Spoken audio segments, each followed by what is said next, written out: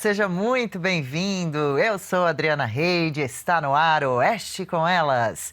Mas antes eu convido você a se inscrever no nosso canal, a deixar o seu like, a sua curtida aqui pra gente. Bom, já podemos então fazer o nosso contato, dar o nosso bom dia caprichado especial para Ivan Kleber também. Tudo bom, Ivan? Bom dia, bem-vindo ao Oeste com Elas. Legal te ver, apesar, né, dos destaques que vamos tratar. Bom dia, Adriana. Uma saudação especial a Juliana, a Marina, a Paula e, obviamente, a toda a nossa audiência. Pois é, que dias, mas nosso dever precisa ser cumprido, levar aqui a informação com a melhor análise possível para a nossa audiência, não é mesmo, Adriana? Com certeza, estamos aqui para isso. Paula Camacho, a primeira pergunta é sua. Bom dia, Ivan. Pois é, né? Notícias, assim, avassaladoras que estamos vivendo, mas vamos em frente. Pelo menos 15 pessoas morreram e várias outras ficaram feridas em um ataque contra judeus ocorrido lá na praia de Bond, em Sydney, na Austrália, lá do outro lado do mundo. O tiroteio aconteceu durante uma celebração judaica do Hanukkah, que atraiu centenas de pessoas lá no local da praia. Ivan, que tragédia! Os suspeitos do ataque são pai e filho, é isso mesmo? Olá, Paula, bom dia. Pois é, isso mesmo. Eles são pai e filho.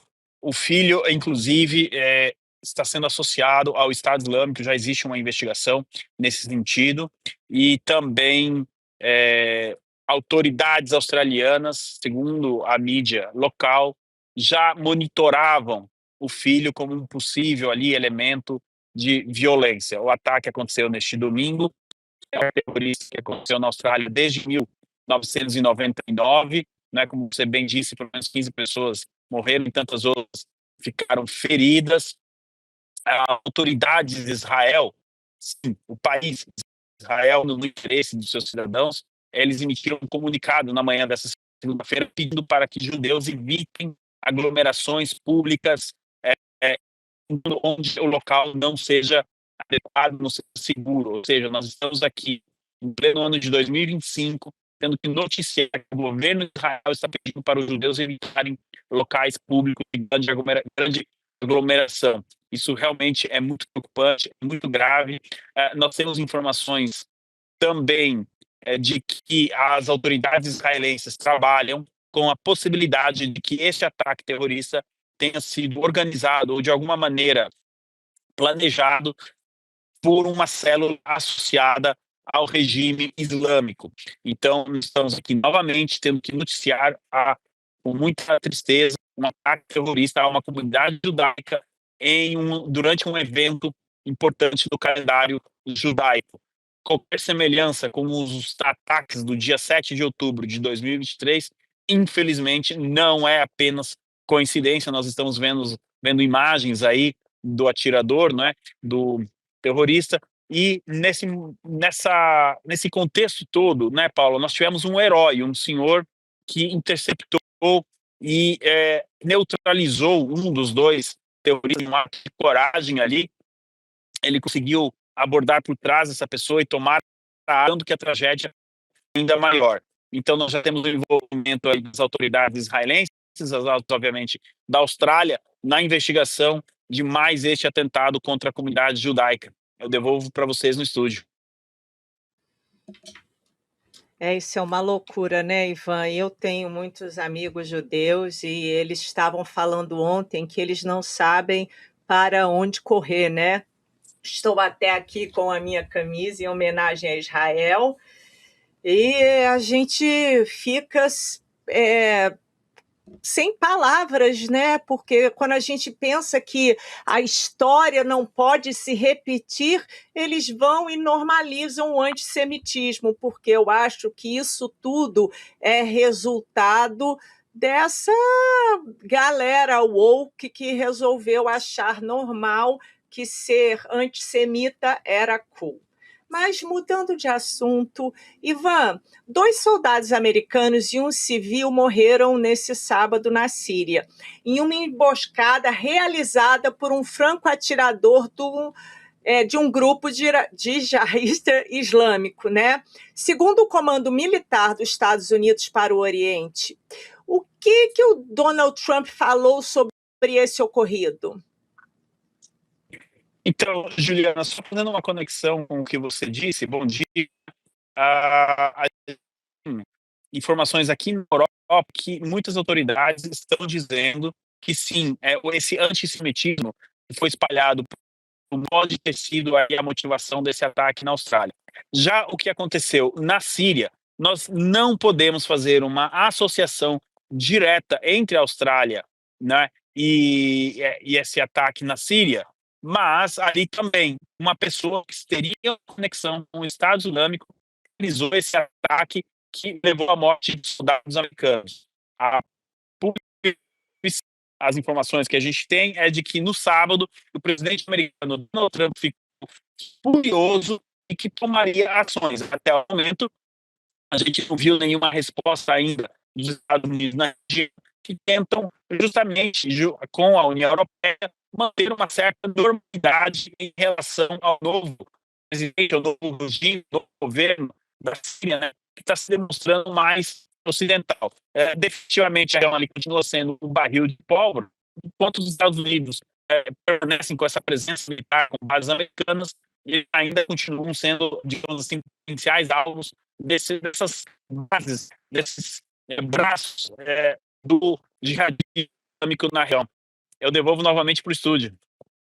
Ivan, a gente está combinando aqui de refazer a ligação com você, porque está picotando muito, não estamos conseguindo entender com bastante clareza tudo, mas ouvimos sim as duas informações da pergunta da Paula sobre o ataque a militares na Síria também. A gente já volta a se falar. O presidente Donald Trump postou o seguinte: lamentamos profundamente a perda de 3 grandes patriotas americanos na Síria, 2 soldados e um intérprete civil. Da mesma forma, oramos pelos 3 soldados feridos que, segundo informações recentes, estão bem. Então, só completando esse assunto, a Síria prendeu 5 pessoas suspeitas de terem ligações com esse ataque a tiros contra tropas norte-americanas e sírias na cidade de Palmira, no centro do país, no sábado. Foi o que informou o Ministério do Interior sírio neste domingo. Marina, queria que você comentasse com a gente um pouquinho também sobre o ataque lá na Austrália, o grande assunto do fim de semana, uma tristeza imensa, né, um absurdo total, essa característica de ter sido um ataque antissemita. E também daqui a pouquinho a gente pode entrar no assunto das eleições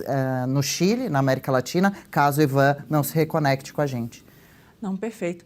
Gente, é uma tristeza absoluta, enfim, tudo isso que tem acontecido em relação aos judeus no mundo inteiro, né? Que tristeza, como é que pode? Eu sempre falo isso, para mim, durante a minha vida inteira, o retrato do mal sempre foi o Holocausto, né? Eu imaginei que aquilo ali nunca, jamais pudesse se repetir. E aí a gente vê agora isso tudo acontecendo e esse ódio imenso em relação aos judeus, bate uma tristeza profunda. Que ponto que nós chegamos? E aí o que está acontecendo na Austrália é bem simples. Quer dizer, então, que eles já estavam monitorando um dos criminosos que fez esse atentado, que matou pessoas inocentes, que causou tanto terror. Por que não deportaram?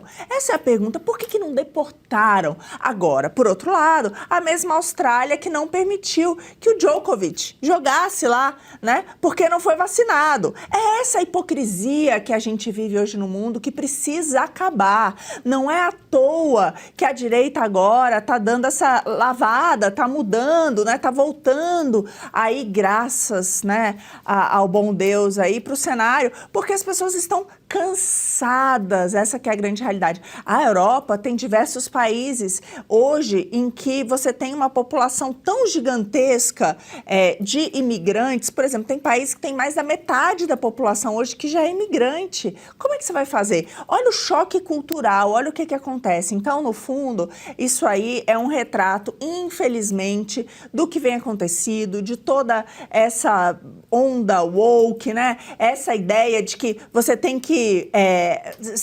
aceitar o multiculturalismo e a sua cultura, e a cultura de cada país, e aquilo que é defendido. Então, a gente está vendo aí, a esquerda, sabemos muito bem, tem vindo contrária a pautas cristãs, e aí o povo judeu acaba sendo a maior vítima nessa história toda.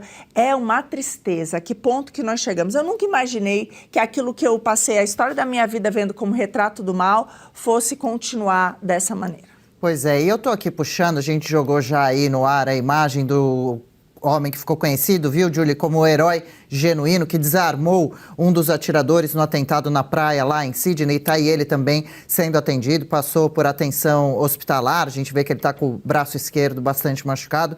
Realmente de uma coragem impressionante. O homem, o atirador, estava com uma arma de grosso calibre, disparando contra a multidão, quando esse homem, de nome eu já trago para a gente, Ahmed Al-Ahmed, parou um dos atiradores nesse atentado no domingo. Foi visitado aí no hospital pelo governador de Nova Gales do Sul. O atentado deixou mais uma vez 16 mortos e 40 feridos. É um número que vai sendo atualizado a cada instante. Podemos atualizar na nossa tarja também, então. Sobe para 16 o número de mortos. Julie, ele também parece que vai receber uma herança de um bilionário, uma doação, melhor dizendo, devido ao ato de bravura. Agora, nada trará essas vidas de volta, né? E esse aspecto também que a gente chama atenção, né? De ficar incitando pessoas contra os judeus. Olha onde isso pode parar. Olha, eu vejo a cena, meus olhos, eu fiquei com vontade de chorar agora. Eu fiquei muito emocionada vendo os relatos. Você sabe que teve um senhor que ele fugiu de Auschwitz e teve a família toda morta em Auschwitz para ser assassinado quando estava com a família, anos depois, numa praia. Teve um rabino que tem 4 filhos pequenos, teve um inglês que era um menino lindo, quer dizer, era um dia de celebração.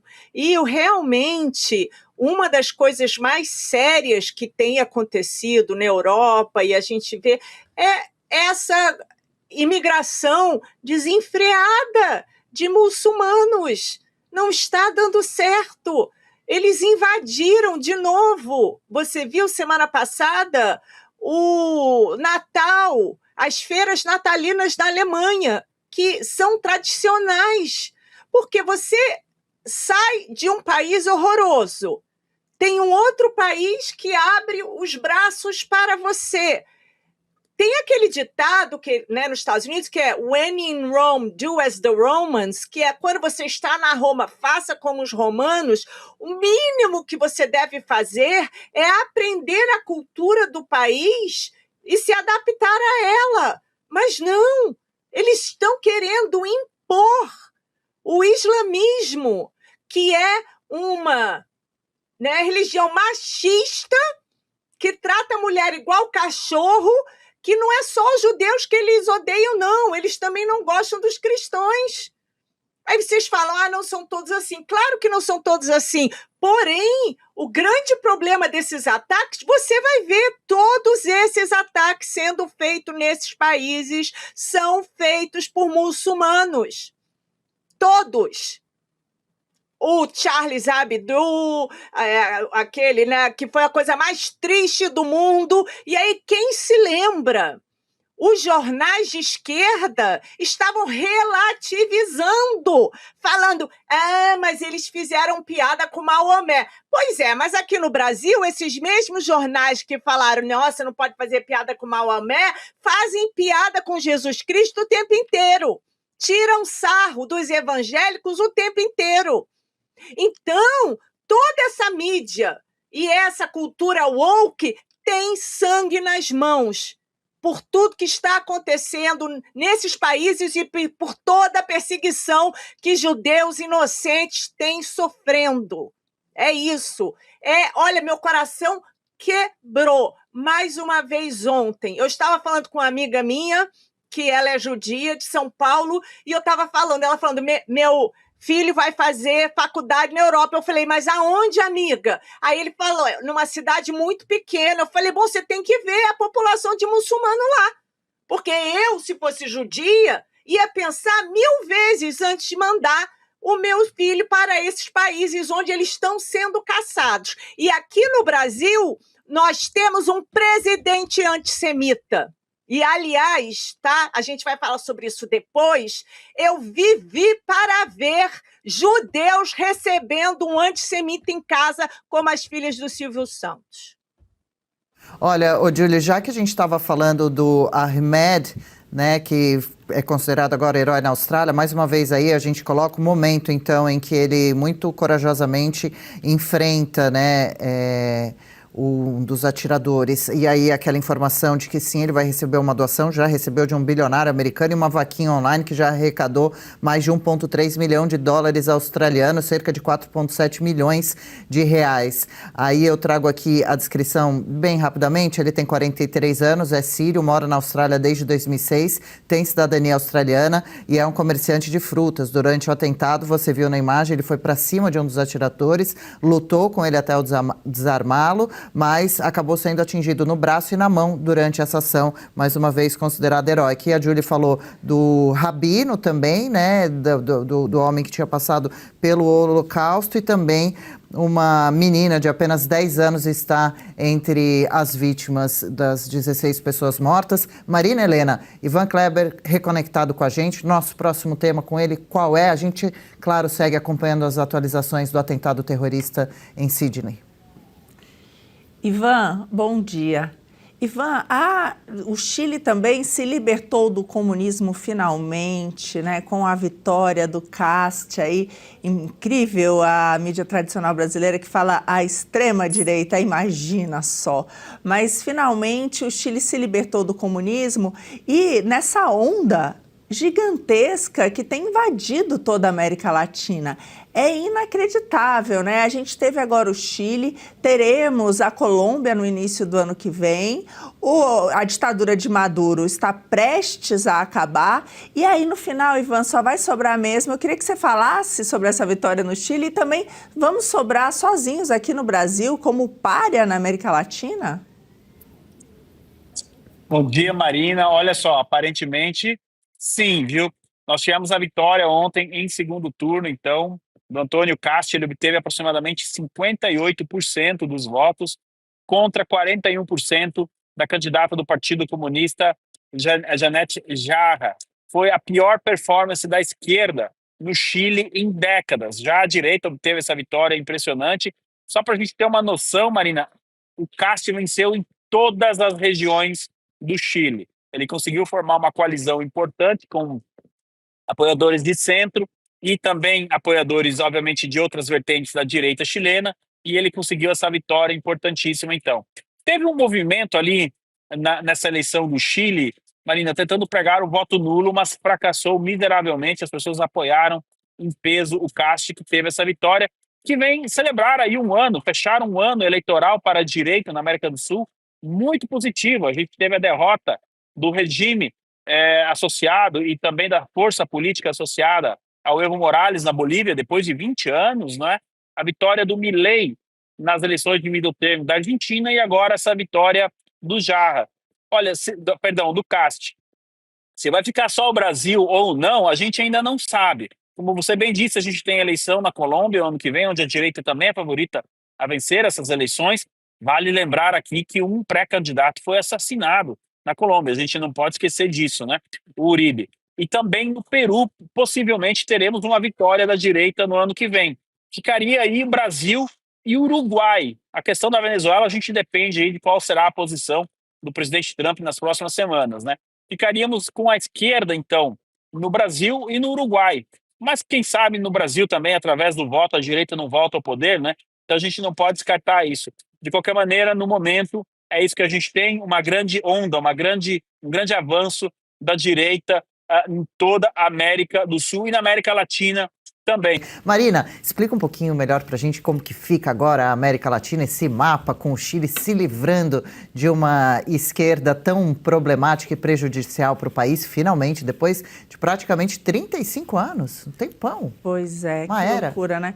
No fundo, o Chile ali, depois da ditadura, ele acumulou, né, diversos governos de esquerda, impermeados por alguns de direita, mas o Chile, que era a economia que mais crescia disparado na América Latina acabou cedendo também para essa pauta woke, o que acabou custando, né, para os chilenos, e agora finalmente eles voltaram aí, conseguiram se livrar de novo do comunismo. Esse gráfico aí mostra que a gente tem pouquíssimos países aí ainda no vermelho, né?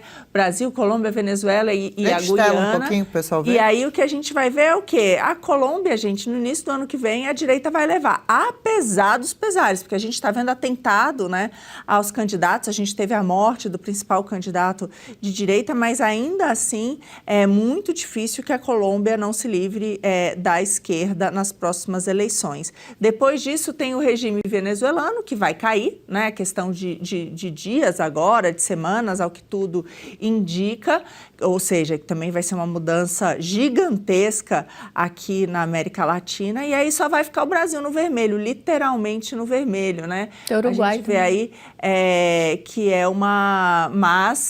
o Uruguai também, mas também porque agora vai demorar um pouco mais as eleições.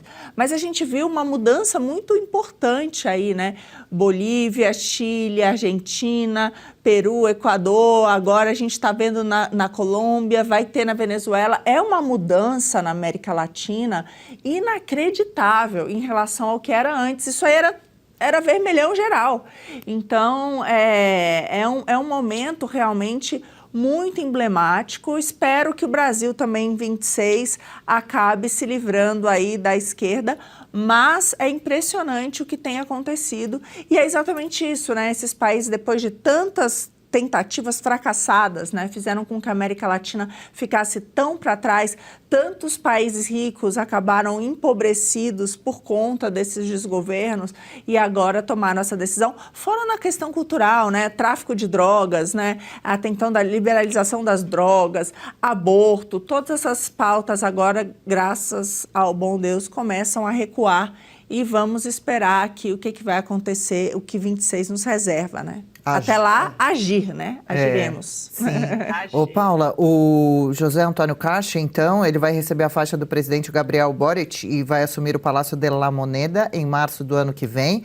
A Jara, do Partido Comunista, mandou uma mensagem admitindo a derrota, desejando sorte e sucesso, enfim. E agora, o que você acha interessante da gente destacar nessa notícia que a gente acompanha? E olhando aqui o mapa, é muito triste ver o Brasil, né, pintado de vermelho ao lado de Venezuela, meu Deus do céu, e Colômbia. Eu não vejo a hora de nós nos tornarmos o azulzinho também ali, né? Há esperança o ano que vem, é a eleição mais importante do século. E isso demonstra a decadência do Foro de São Paulo, aquele projeto de poder que foi criado na década de 90 exatamente para dominar a região da América Latina com o comunismo. E agora, depois dessa dominação que teve em toda a América Latina, estamos conseguindo aos poucos reverter. Cada um dos países deu ruim, viu que deu ruim, colocar essas políticas comunistas de implementação, de restrições, de comando do Estado em tudo que você pode imaginar, impostos, segurança pública, saúde, educação, tudo tem os tentáculos do Estado tomando conta, viu que não deu certo e agora estão voltando. O triste disso tudo é nós sabermos que precisamos enfrentar, temos que enfrentar o comunismo, ver a degradação do Estado, desses governos, de todos esses países. Nós temos que ver a miséria chegar, os impostos, a roubalheira, o narco-Estado dominar, para que o povo acorde e veja, não, isso não é um caminho que nós precisamos. E agora nós estamos passando por isso.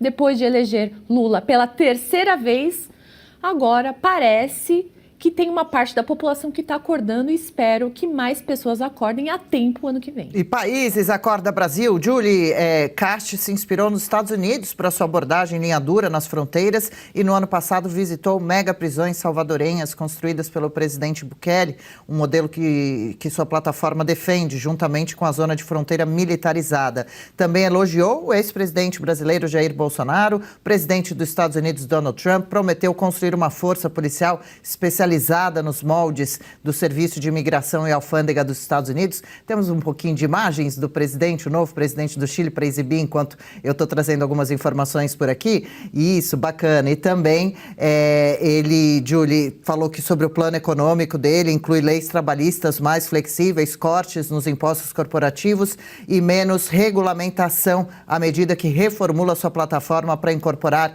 os principais rivais de direita. E também o Congresso chileno ainda não está totalmente constituído. Amém, né? E aí ele se alinha com o Trump, também com o Milei, né? Com os grandes líderes que nós temos hoje, né? De países livres. Olha o que o Milei foi capaz de fazer na Argentina. Olha, a vitória da direita está se tornando mais do que um resultado eleitoral, né, gente? É um emblema, como a Paula e a Marina falaram bem, uma reação cívica contra essa palhaçada comunista de esquerda que só enriquece os bolsos de uns poucos privilegiados, né?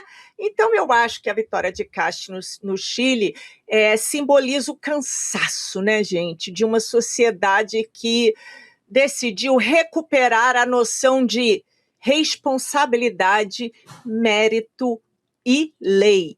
Não com slogans vazios, não com populismo barato dessa turma da esquerda démodé, mas com limites claros, né? Eu acho que não foi apenas uma vitória, foi marcar território e dizer basta. E eu espero que o Brasil siga o mesmo modelo, ainda que estou falando a minha visão pessoal, que eu não sei se nós teremos uma eleição limpa. Que bomba que caiu sexta-feira. Mas, para quem acompanha o Oeste, já tinha essa possibilidade. Comentamos sobre isso nas semanas passadas. Teve matéria da Revista Oeste, com o nosso colaborador, o Caute e o Christian, eles fizeram uma matéria falando sobre isso. Teve muita gente que foi criticar, falou, vocês estão jogando lenha na fogueira, isso aí não vai acontecer. E, infelizmente, a notícia veio. E houve diversos motivos que saíram na mídia. Uma delas foi a possibilidade do governo ter entregue as terras raras para os Estados Unidos. Também o governo dos Estados Unidos falou que o avanço da dosimetria, que na verdade eles falaram que era anistia, eu fico em dúvida se eles não sabem a diferença, mas eles falaram em anistia, falou que o avanço da dosimetria seria realmente um passo a avançar contra essas ilegalidades que estão acontecendo aqui. E também, possivelmente, ali, um acordo que a gente não sabe exatamente o que é, mas vamos saber nos próximos meses, exatamente porque eles não falaram, eles só falaram em relação a isso. O advogado do Donald Trump, Martin DeLuca, falou que um dos acordos seria que o governo brasileiro ia recuar em relação à censura. Isso realmente é um ponto interessante, porque desde que foi colocada a Magnitsky, o STF e o governo brasileiro, eles só avançaram. Foi colocado lá, postaram o acórdão que derrubava o artigo 19 do Marco Civil da Internet. Nisso eles não recuaram em nada. Foi aprovada a Lei Felca. O presidente Lula falou na semana passada que ele queria colocar mais um projeto de lei para a regulamentação das Big Techs. Então, isso realmente é um ponto muito sensível. Vamos ver nos próximos meses o que vai acontecer, mas realmente isso é uma bomba. Gente, se o STF não recuou quando ele estava sancionado, imagine agora. E o nome Joesley Batista também circulando cada vez mais aqui dentro do Brasil, nessas ligações internacionais também. Bom, eu vou passar para a Julie. Já, os Estados Unidos retiraram, então, na última sexta-feira. A gente apagou as luzes aqui do estúdio de Oeste com elas, fomos embora. Achamos que íamos ser felizes no fim de semana, tomamos um susto logo na sexta-feira com Donald Trump, o país norte-americano, retirando, então, Alexandre de Moraes e a esposa dele, Viviane Barsi. de Moraes da lista de sanções da Lei Global Magnitsky, que previa restrições financeiras de entrada no país. A revogação acontece cerca de 5 meses após a inclusão dos nomes e é vista como um sinal de melhora nas relações diplomáticas entre Brasil e Estados Unidos. Será mesmo? Júlia, opositores do governo lamentaram muito, alguns se chatearam com Trump, outros disseram que a responsabilidade do Brasil é do Brasil. Cada um, Júlia, cuida do seu país. Que avaliação você faz? Cada um cuida do seu país. O Trump nunca deixou de falar que American first, sempre, e foremost, como fala em inglês. Ele é um americano nato e ele faz tudo para beneficiar os Estados Unidos. E ele também, pelo que ficou claro, essa sanção e as outras, ele estava negociando, né? Aliás, ele é um ótimo negociador. E, claro, tudo indica que teve, sim, o papel da JBS como um elo silencioso, né, entre política, dinheiro e diplomacia, né? A empresa ela tem interesses bilionários nos Estados Unidos, tem um histórico de lobby pesado em Washington e relações íntimas, como a gente sabe, com um painho lá em Brasília, né? Aliás, com todo o poder de Brasília, né? E eu acho que a mensagem é simples. Sanções, elas elevam tensões e afetam os mercados, né? Mas criaram um ruído para que Trump fizesse negócios estratégicos. Eu acho que Trump é pragmático, né? Então, é isso, gente. E tem outra coisa, isso que a gente devia questionar.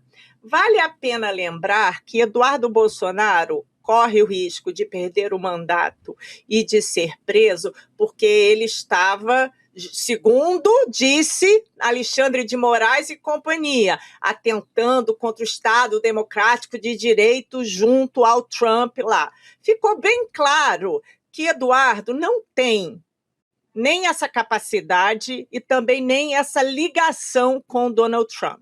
Donald Trump botou a Magnitsky porque quis, tirou porque quis. Então, já que Eduardo, ficou claro, porque se Eduardo tivesse todo esse poder e se ele tivesse realmente essa capacidade de atentar contra o democrático do Estado, sei lá, essas coisas aí que eles ficam falando de direito, a Magnitsky não teria caído, não é mesmo?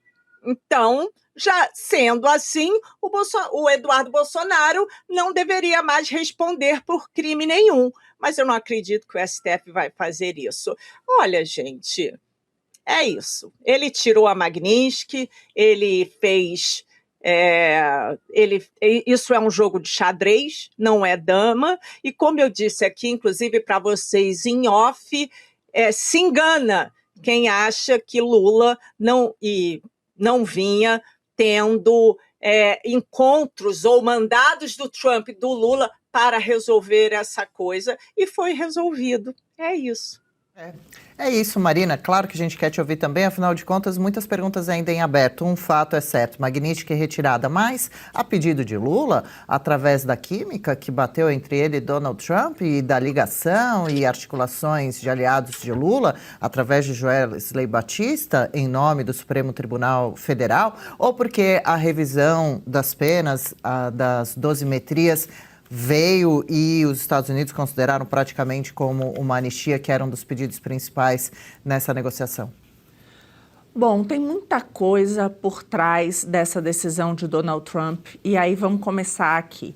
Um dos pontos, sem dúvida nenhuma, teve algum papel aí da JBS. A gente sabe que não foi à toa que o avião ali da JBS pousou na Venezuela, né, no auge ali das sanções, em que Trump deixou claro que não deveria nenhuma aeronave ali estar naquele espaço aéreo. Então, e agora se sabe que muito provável que ele foi para lá para negociar, né, com Maduro a sua retirada do país. Então, esse é um ponto. Vamos lembrar aqui também que o Joesley não dá ponto sem nó, né? Quem aqui não lembra, aliás, eu até rememorei isso no meu Instagram, aqueles áudios vazados de Joesley Batista ali durante a Lava Jato, né, confessando que dava propina, né, confessando tudo isso, e ali no auge ele fala o seguinte: se prendeu Zé, prende o Supremo, vai chegar no Supremo. Então, olha só, naquela época estava ali claro, né, ele falando do papel do Supremo dentro das decisões tomadas em relação ao nosso país, né, e também ligando a tudo aquilo que foi descoberto na Lava Jato, né, todo esse cerco aí de Brasília e do poder. Outro ponto relevante que a gente não pode esquecer, tem algumas questões econômicas e geopolíticas envolvidas. A questão de terras raras, que o Brasil hoje tem a segunda maior reserva, 21 milhões de toneladas, só atrás da China, que tem 44 milhões. E é importante dizer porque mesmo empresa americana aqui, detentora da maior mina em relação a isso, a carga já está vendida, por exemplo, para a China até 2027. Então, e sabemos que isso é algo muito importante, esses minerais, para a indústria de ponta de tecnologia nos Estados Unidos. Então, tem uma questão importante das terras raras que está na negociação, por tudo que soubemos até agora. A outra questão, gente, é a questão de satélites. Estava sendo já teve aqui um acordo importante, por exemplo, de uma empresa da Telebrás brasileira com a Space Sail chinesa, que visava fabricar 15 mil satélites até 2030. Então, na verdade, o Brasil seria o maior hub da internet por satélite no mundo, né, global. E o contrato, a que tudo indica, foi suspenso também como uma das condições aí para a retirada da Magnitsky. Então, tem uma questão importante dos interesses americanos, né, a questão dos preços que estavam subindo, a questão do preço da carne, tem a questão geopolítica que envolve o governo do Maduro, tem a questão de terras raras, tem essa questão do satélite, e nisso tudo a gente viu esse absurdo que aconteceu, porque que se negociasse as tarifas, mas a Magnitsky, numa boa, você não chama alguém de violador de direitos humanos na segunda-feira para mudar de ideia na sexta-feira. Esse é o grande ponto. E esse papo aí da dosimetria, desculpa, mas sabemos que é muito pouco e muito tarde. A gente precisa, de fato, de uma anistia total e restrita. Era o que era possível no momento? Tudo bem, porque as famílias estão em sofrimento. Então, a própria Associação das Famílias, que foi contra no primeiro momento, mudou de posição, porque tem pessoas que estão presas, que estão exiladas e que estão longe das suas famílias e sofrendo demais. Então, tudo bem, acho que essa decisão da oposição foi acertada, dado que não existe maioria hoje no Congresso, mas dizer que usou isso aí para dizer agora que Alexandre de Moraes é o grande herói brasileiro e que não tem violação de direitos humanos, aí sinto muito. Então eu vejo que, infelizmente, também tem aí um recado, né, para o nosso país, que é a gente precisa resolver nossos problemas.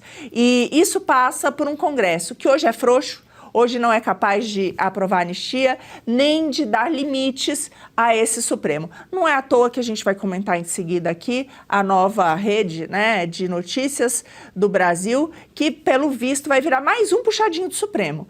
Então, quem manda hoje no Brasil é o Supremo e, ao que tudo indica, para nossa tristeza, depois disso que aconteceu, que Lula conseguiu negociar a salvação de Alexandre de Moraes, ele vai ter uma dívida eterna com Lula. Então, se o Xandão já estava fazendo tudo que o governo federal queria, e o Lula já disse, né, é impossível governar sem o STF. Então, se ele já tinha aberto, escancarado que ele governa hoje via STF, agora ele tem mais um ministro supremo ali com uma dívida eterna de gratidão em relação a ele. Então, isso tudo é muito ruim para toda essa parte de direitos humanos e de atentado às liberdades, censura aqui no nosso país. O lançamento do canal SBT News reuniu o presidente Lula, estão aí as imagens, abraçando os donos da emissora, reuniu a Janja também, esteve presente, autoridades dos 3 poderes. O canal foi lançado em evento organizado, Julie, pelo executivo Fábio Faria, quem se lembra dele, ex-ministro das Comunicações do governo Bolsonaro e também marido de uma das filhas de Silvio Santos. O ministro do Supremo Tribunal Federal, Alexandre de Moraes, presente no local, e você vê também Alckmin, Tarcísio de Freitas, Ricardo Nunes, Tarcísio de Freitas rindo bastante e aplaudindo Alexandre de Moraes, agradecendo a retirada da Magnitsky. Ele agradeceu a Lula pelo empenho após os Estados Unidos retirarem as sanções dele e da esposa. Acompanhe esse trecho que é importante, a gente já comenta. A verdade, com o empenho do presidente Lula e de toda a sua equipe, a verdade prevaleceu. E nós podemos dizer com satisfação, com humildade, mas com satisfação, que foi uma tripla vitória. A vitória do judiciário brasileiro. Judiciário brasileiro que não se vergou a ameaças, a coações, e não se vergará e continuou com imparcialidade, seriedade e coragem. A vitória da soberania nacional. O presidente Lula, desde o primeiro momento, disse que o país não iria admitir qualquer invasão na soberania brasileira. Mas, mais do que tudo isso, a vitória da democracia. O Brasil chega hoje, no quase final de ano, o Brasil chega dando exemplo de democracia. Por onde começar, né? Eu já vou passar para a Julie, só trago para amarrar aqui mais um ponto bastante curioso, Julie. Durante o evento, o fotógrafo oficial do presidente, que é o Ricardo Stuckert, já bastante conhecido, está com Lula há muitos anos, tentou evitar esse flagrante aí, ó. Viviane, Lewandowski, Moraes, cochichos ao pé do ouvido. Olha como que ele vai chegar tentando afastar a imprensa, os outros jornalistas. Aí, ó, agora, exatamente nesse momento, por favor, sai daqui, não faça registro dessa imagem. Deus o livre, ainda tem um microfone, né? E capta aí alguma conversa daquelas que não é para o povo brasileiro ouvir, não. A mãozinha do Moraes, que a Paula também, Camacho, está chamando atenção aqui na boca. É tudo...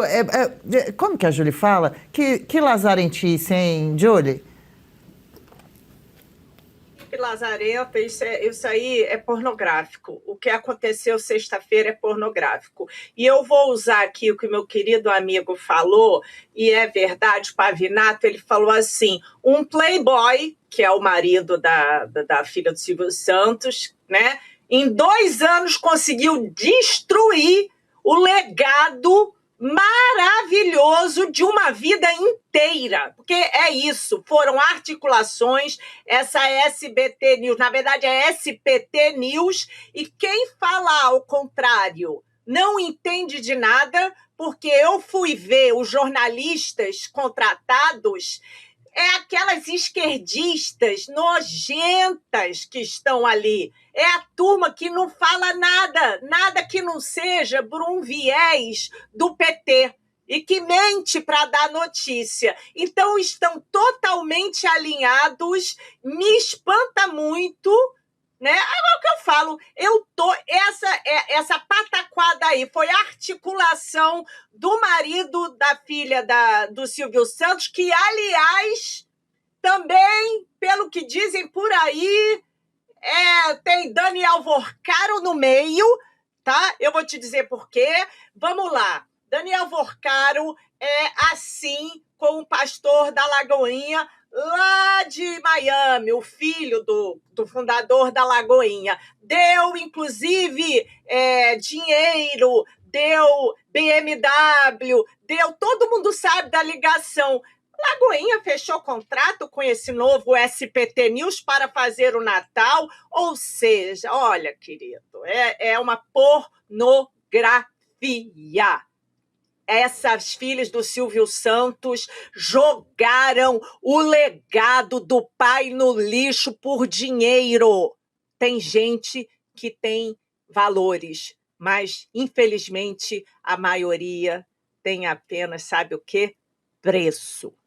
Paula e Marina, quer dizer, é totalmente antiética essa participação desses poderes em um futuro canal de televisão de comunicação com dinheiro envolvido. Por isso a gente sempre falando, a Revista Oeste não aceita, não trabalha com dinheiro de governo nenhum, por isso temos total liberdade de expressão, trabalhamos simplesmente com o fato e a verdade, nua e crua, não precisamos maquiar, disfarçar, fazer campanha para ninguém aqui, como a gente fala que em outros canais os jornalistas são mais influencers do governo, e a Oeste não quer dinheiro de governo nenhum. Segue aqui apenas contando com a sua assinatura para a gente continuar esse importante trabalho independente. Paula, teve um outro episódio que chamou muita atenção também nesse evento, um diálogo em tom bem amistoso entre Lula e Tarcísio no momento da chegada do presidente ao evento, e antes disso ainda, Tarcísio e o prefeito de São Paulo, Ricardo Nunes, conversaram, sobre a crise energética, já falamos sobre esse tema, mas não, queria trazer aqui o ponto do Tarcísio, né, aplaudindo justamente o momento em que Alexandre de Moraes, essa é a hora exata, agradece Lula pela retirada da Magnitsky, e nesse outro momento, Tarcísio conversando com Lula, com tapinhas no ombro, bastante sorridente. Hein? Olha, que vergonha, eu senti tanta vergonha alheia quando eu vi essas imagens, tanta vergonha alheia, que humilhação. O que as filhas do Silvio Santos fizeram com ele, com a imagem dele, com o nome dele, com o legado dele? Elas profanaram o nome do próprio pai. O Silvio Santos é judeu praticante. Diversas ocasiões ele falava que praticava o jejum, que era praticante.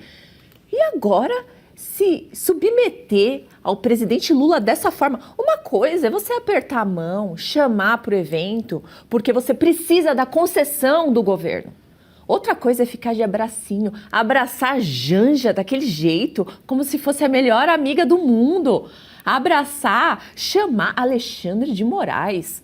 Claramente uma pessoa que o povo que assiste o SBT não aprova. E agora esperava o quê? Que todo mundo batesse palma e falasse, que lindo, que maravilhoso, faz parte da democracia. Que coisa feia, que humilhação. Fazer uma emissora respeitada, que o pai deu a vida, que deu a sua... dedicou a sua carreira a crescer e a trazer a verdade. Silvio Santos, quando teve a crise do banco dele, que teve fraude no Banco Pan-Americano, ele tirou dinheiro do próprio bolso para cobrir aquilo. Olha o nível de honestidade que era esse homem, para vocês pegarem e colocarem um presidente que foi condenado em todas aquelas instâncias para apertar a mão com abraços e beijinhos, como se fosse amigo. É inaceitável, foi muito feio. Não foi à toa que a senhora Patrícia Bravanel perdeu 1 milhão de seguidores nas redes sociais. Espero que perca mais. Ô Marina, e destaque também para Zezé de Camargo. O cantor veio às redes agora há pouco dizendo que tinha um show marcado aí de fim de ano, algo assim com o SBT. Vou procurar a notícia direitinho aqui, a Júlio, vocês que têm os detalhes. Falou que não vai participar, que achou isso tudo muito antiético e feio. Pois é, ele postou à noite nas suas redes sociais exatamente um vídeo dizendo que não gostaria que o especial dele já gravado fosse ao ar agora no dia 17, que ele teria gravado, mas que ele não quer fazer parte disso, que ele não concorda com os rumos que a emissora tomou, e aí ele fala exatamente isso, que um filho, né, deve respeito ao pai, e filhos que não honram aos pais não têm o respeito dele. Ele fala exatamente isso, que as filhas hoje não honram mais a memória do pai. Então é uma verdadeira tristeza isso que aconteceu. Agora, um ponto aqui, alguns pontos que eu acho que são bastante relevantes. Quem semeia vento colhe tempestade, né? O SBT, ao que tudo indica, amargou a pior audiência nesse sábado das últimas 4 décadas. A Patrícia Bravanel perdeu, pelo que tudo indica, mais de 1 milhão de seguidores depois dessa decisão. Teve agora essa postura bastante importante de Zezé de Camargo, porque sabemos vimos que o público ali do SBT era, assim, um público mais conservador. Então, de repente, assistir aquilo, gente, é uma tristeza absoluta. Outro ponto aqui é que não é à toa que a mídia tradicional tem perdido completamente o Ibope, né? A popularidade depende, o que é pior, cada vez mais de financiamento dos nossos impostos, que é isso que está acontecendo. Vocês já viram lá, Show do Milhão, financiado pelo quem? Petrobras. Olha lá, tá lá, ó, placa, tá lá embaixo bem grande, Petrobras. Não é só o governo federal, mas todas as estatais. É muita, muita, muita grana. Essa que é a realidade. E quem tá aqui, o espectador, não é otário. Então ele assiste o programa e vê tudo aquilo e vê completamente o viés. Agora, a gente ainda fala, não, tudo bem, né? Chamou o Lula, mas chamou o Tarcísio, chamou o Nunes, tem uma questão política ali, porque vai ser um canal de notícias que se diz independente. Mas Alexandre de Moraes, onde já se viu uma emissora de TV no mundo chamar um ministro do Supremo? Assim, só no Brasil que o ministro Supremo vai no lançamento de uma emissora de TV. Gente, é muito inacreditável. A gente não pode normalizar o absurdo que a gente está vivendo nesse país. Como é que uma emissora chama de novo na inauguração o ministro do Supremo é a grande estrela da festa para falar sobre soberania e democracia. Depois, agora vamos lá, uma emissora de televisão que deveria defender a liberdade de expressão. Vocês conseguem pensar nisso? Vai levar a pessoa que é o grande problema no nosso país em relação à censura, o censurador mor do nosso país, que está com esses inquéritos absurdos já há quase 7 anos abertos. É uma loucura isso. Aí você pega alguém que é o guardião da censura no país e aí leva para falar. Assim, é uma vergonha absoluta. E, de novo, eu peço aqui para alguém me dizer que lugar do mundo que um ministro do Supremo foi aí num canal de TV. Agora, a gente sabe o que está acontecendo. Pega todas as emissoras. É um tal de, o ministro Supremo disse, o ministro Supremo aqui é o celular. E o ministro do Supremo acabou de me contar que todas as emissoras viraram garotas de recado do Supremo Tribunal Federal. Infelizmente, agora mais uma.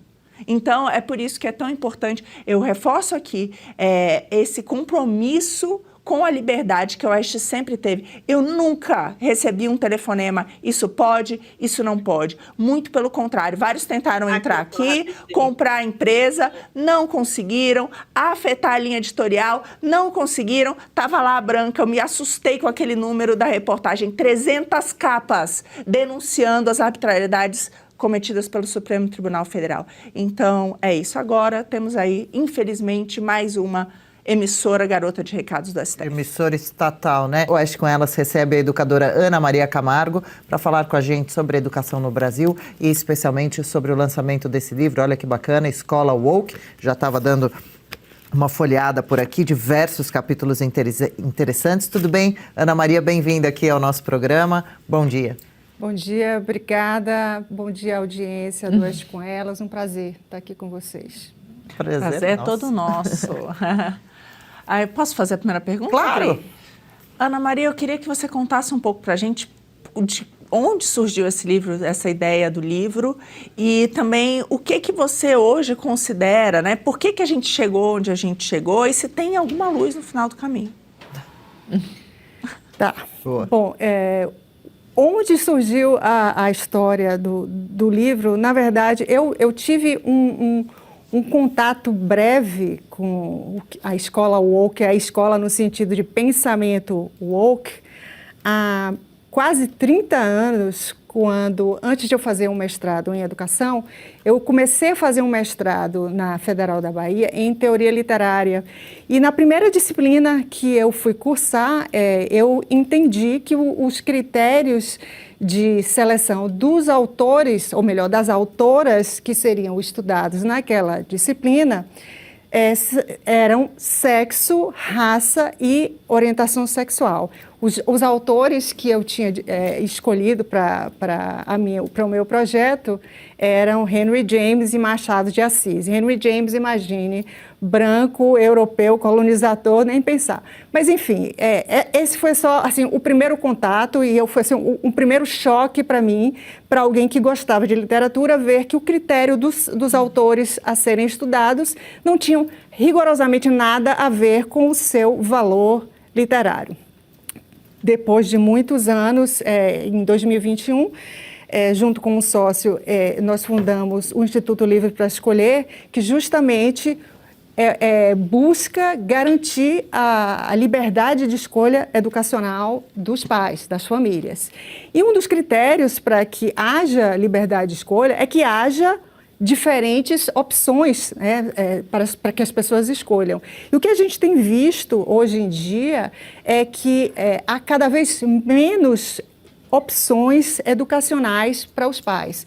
A hegemonia da escola woke saiu das universidades, como eu vi há quase 30 anos na UFBA, e alcançou escolas e está presente de forma extremamente preocupante nas diretrizes do MEC.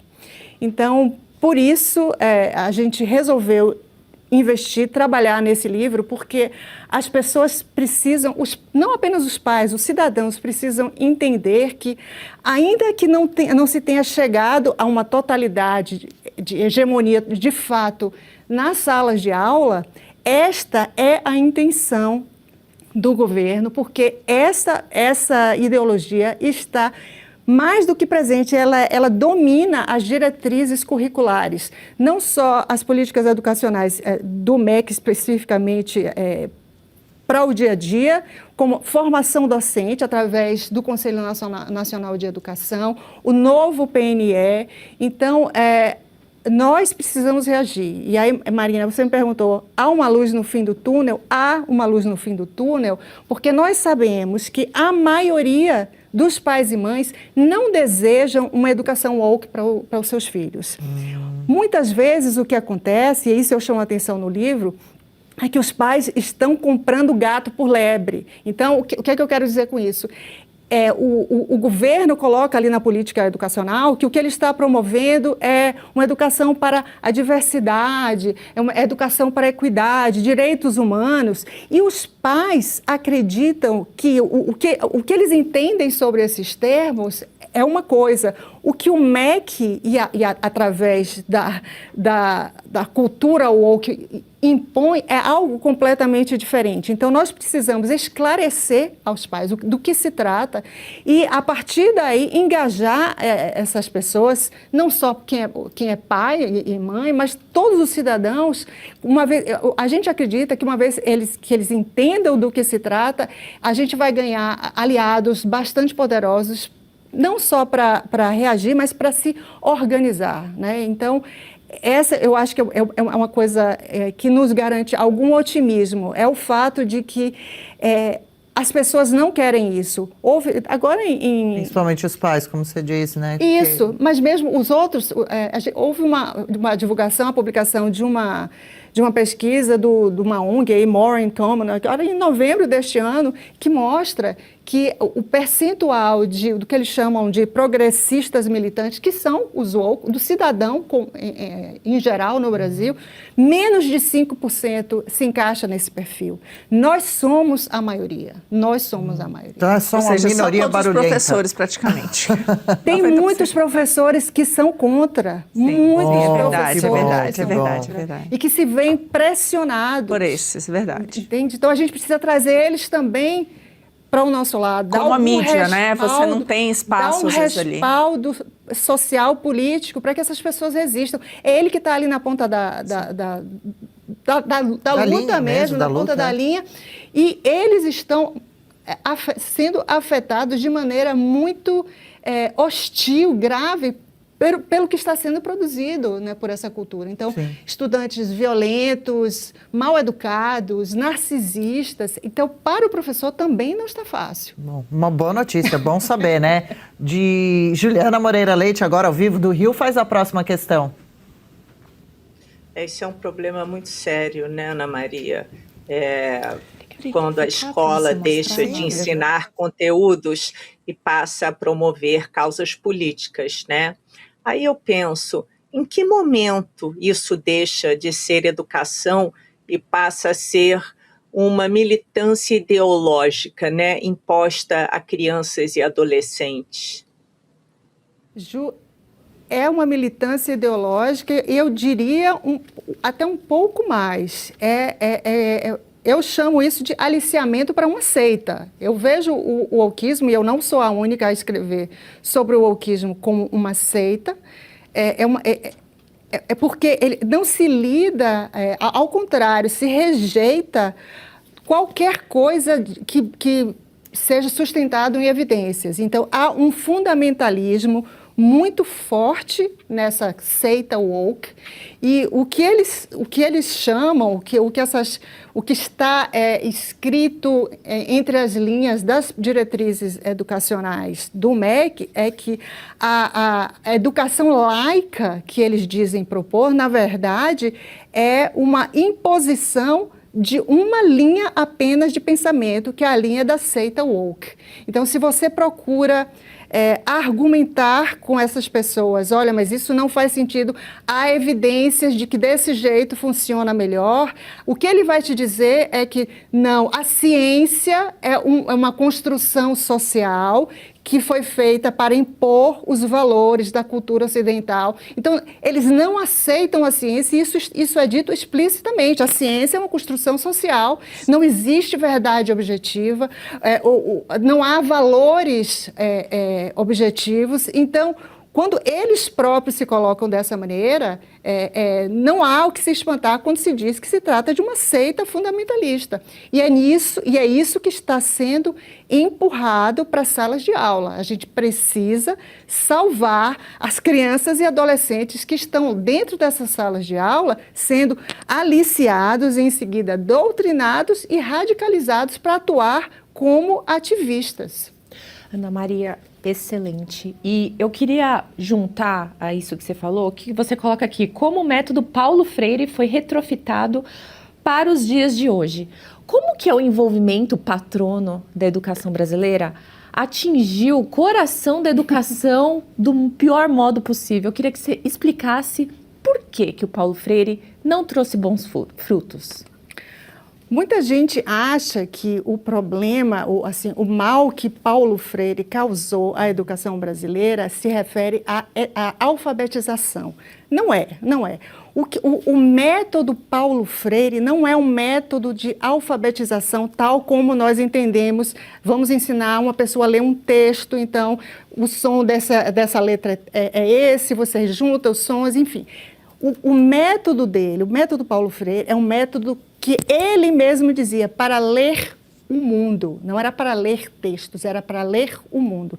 Ler como? Através da lente do marxismo. Paulo Freire era uma pessoa muito influenciada pelo decolonialismo e pelo neomarxismo, né? a teoria crítica. Então, o que ele desejava, na verdade, era uma maneira de que os professores... O método Paulo Freire consiste em uma sequência de etapas, que é o seguinte: primeiro, ele sondava, vou fazer um resumo, sondava quais eram os temas que despertavam raiva, angústia, emoções fortes nos educandos. Ele trabalhava com adultos, não com crianças. A partir daí, ele então apresentava uma situação distante, que ele chamava de codificada, então trazia para os educandos dele então, situações de imagens de crianças numa favela, e olha isso aqui, dá uma olhada. Então, mostrava aquilo ali como se não fizesse parte da vida das pessoas, como se fosse uma coisa distante. E aí, a última parte, que é o que ele chama de decodificação ou problematização, ele trazia as pessoas para aquela realidade. Olha, vocês viram aquela foto? vocês também estão assim, vocês também. O que a gente pode fazer? E nesse momento, as pessoas eram conduzidas para serem radicalizadas, né?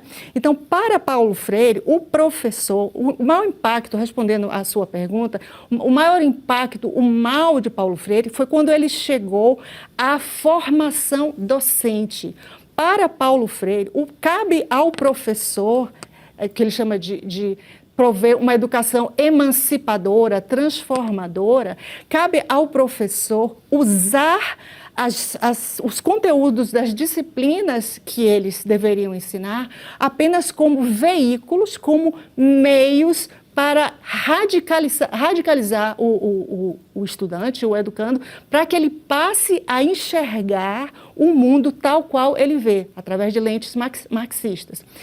A pedagogia crítica foi muito inspirada nesse pensamento freiriano e com a teoria crítica neomarxista. E essa pedagogia crítica, ela foi criada, ou melhor desenvolvida, por uma pessoa que era um grande admirador de Paulo Freire, que se chamava Henry Giroux. Era um canadense, morava nos Estados Unidos. O que ele fez? Ele difundiu essa pedagogia crítica, fundamentada no pensamento de Paulo Freire e na teoria crítica, nas grandes universidades americanas, nas escolas de educação, de formação de professores nos Estados Unidos. Por isso, quando as pessoas dizem, mas Paulo Freire está nos Estados Unidos, vocês ficam criticando. Sim, Paulo Freire domina as faculdades de educação nos Estados Unidos, o que não traz nada de bom para a educação dos Estados Unidos. O que acontece? Esse método que eu expliquei de Paulo Freire, dessas etapas, quando eu digo que ele foi retrofitado, é que, por exemplo, agora, na época de Paulo Freire, essas sondagens sobre os temas, as palavras geradoras que poderiam ser usadas para manipular emocionalmente as pessoas, elas agora são captadas de uma maneira muito mais vigorosa. Então, são sondagens online, muitas, então, pesquisas. Com a tecnologia, essa sondagem é muito mais vigorosa. Sim. Então, as pessoas sabem como chegar, como manipular emocionalmente uma criança e depois usar os conteúdos da sala de aula para, de novo, aliciar para a seita, para mostrar, olha, você está sofrendo, você é uma criança, você é uma menina negra, você está sofrendo, você precisa aprender quem você é e reagir. Então, cria-se uma situação em que a pessoa é estimulada a sentir raiva, a culpar outras pessoas e, a partir daí, ela agir. Então, os professores são capacitados para fazer isso. Né? Então, esse é basicamente... O Paulo Freire é um guru para o wokeismo. Na época de Paulo Freire, ele não imaginava que surgiria o wokeismo. Hoje, ele é um guru. A literatura woke o referencia muito. Então, não há que se dizer, mas os woke não sabem de Paulo Freire. Sabem e fazem referências explícitas ao pensamento dele. Aqui a Lucimara diz, sou professora e contra essa ideologia. A Thaís diz, excelente, meu filho estudou em uma escola em Porto Alegre, tivemos que mudar ele dessa escola por tudo isso que ela está falando. Maria Estela diz, fui professora por 35 anos, desde a minha formação acadêmica já percebi essa ideologia nefasta. Dentro das escolas particulares, minha experiência, os professores de direita são perseguidos, muito triste. E a Kátia, explica melhor o que é exatamente a agenda woke.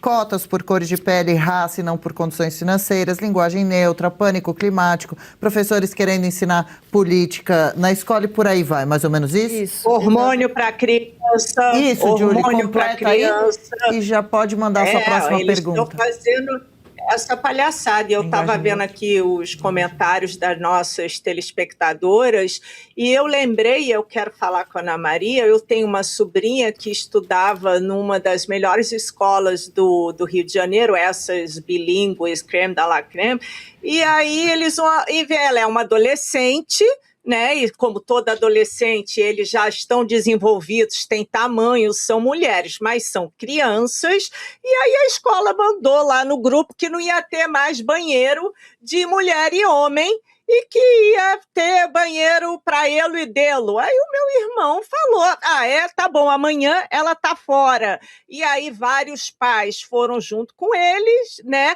Alguns xingaram meu irmão das piores coisas, aqueles pais mais progressistas. Isso é uma escola que é tipo 12 mil reais por mês. E meu irmão falou, não, tudo bem, pode fazer isso. Por que ele disse? Eu não quero a minha filha adolescente que está, né, na primeira menstruação, está indo no banheiro com uma marmanjo de 15, 16, 17 anos. E aí conseguiu, mas vou falar, inclusive por outras coisas que aconteceu lá, ele tirou ela, botou ela na escola britânica, que é um pouco menos woke, e é isso que os pais têm sofrendo agora. No caso dele, ele é uma pessoa que tem voz e tem dinheiro para falar, tá bom, é essa a filosofia de vocês, do banheiro woke ele ganhou.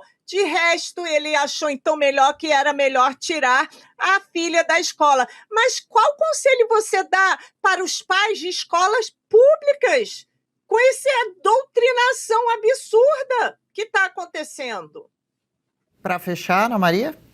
Bom, é exatamente isso, mas é como você falou, né? Pelo menos o seu irmão pode ter uma escolha. O pior são aquelas pessoas que estão presas a um CEP, né?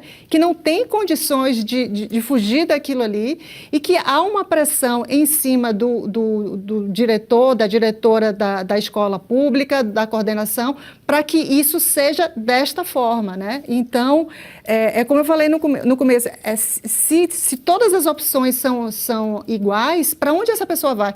E quem não tem recursos não pode nem, por exemplo, um pai que tem mais como o seu irmão, como você falou, ele pode tentar negociar com a escola, outros pais podem fazer pressão, mas quem não tem os recursos financeiros tem que aceitar.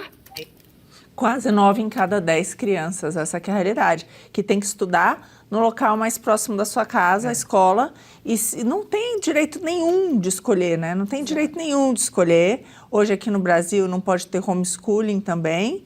Você não tem as opções, né, de bolsa, do voucher, do charter, né, que são as escolas administradas, são pouquíssimas, muito melhores, né, do que as públicas, mas não se pode ter, então ficam presos ali, infelizmente, condenados a isso, né? Não tem o que fazer. Exato. Vou pedir para Paula Camacho, então. Pode falar, Júlia. Né?